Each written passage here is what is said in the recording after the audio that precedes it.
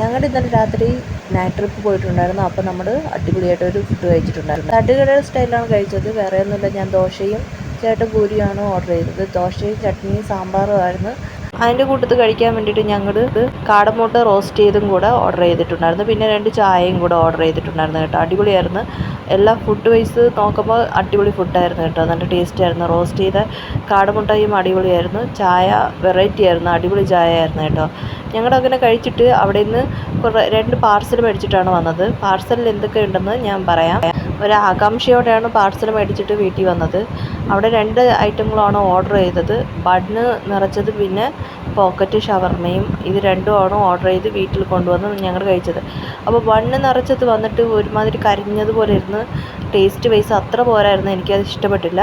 Pocket ഷവർമ സൂപ്പറായിരുന്നു. അടിപൊളി ടേസ്റ്റായിരുന്നു. എനിക്ക് നന്നായിട്ട് ഇഷ്ടപ്പെട്ടിട്ടുണ്ടായിരുന്നു. അപ്പോൾ ഇത്രയേ ഉള്ളൂ. അടുത്തൊരു വീഡിയോ കാണാൻ. Tata bye, see U.